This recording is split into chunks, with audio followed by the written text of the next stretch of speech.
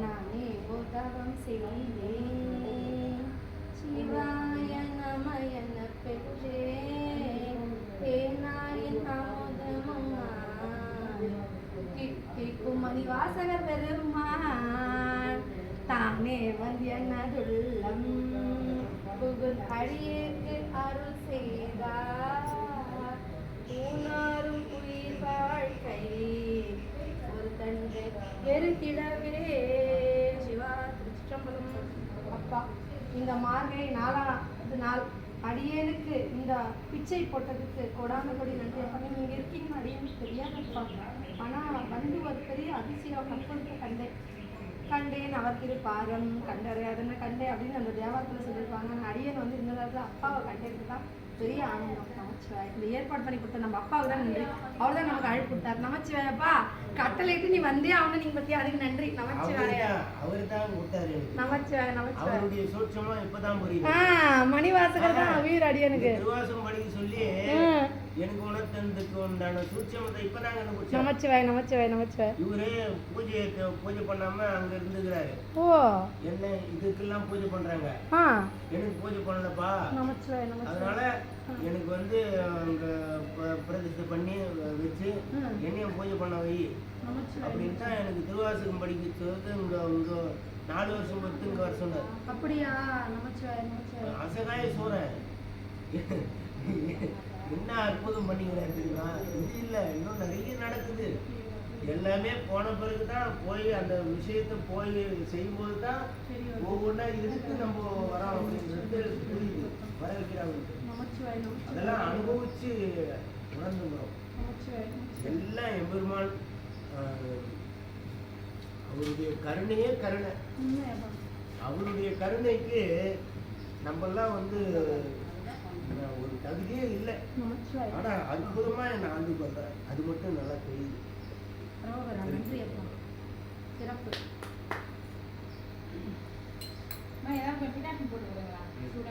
உயிர் பத்து சரிங்கம்மா. மலம் வாங்க வாங்க மாசாமி படிங்க. போறமா நல்லா படிக்க நல்லா பாட தெரிஞ்ச படிக்க தெரிஞ்ச பதிகம் பாடாதீங்க, பாட தெரிஞ்ச பதிகம் பாடுங்க. நமச்சிவாய. படிக்க தெரிஞ்ச பதிகம் பாடுங்க, பாட தெரிஞ்ச பதிகம் பாடுங்க. சரி, நான் முதல்ல எடுத்து பண்றேன். அதே ராகம் பண்ணுறியா? அடியன் எடுத்து அம்மா அடியன் கீழே உட்காந்து புல்லு ஆடு மாடு உட்காந்து அதை பத்தி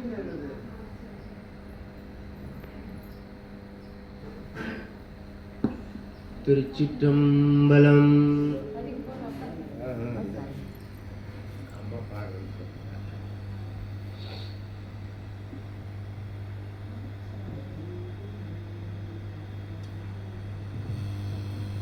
பாடு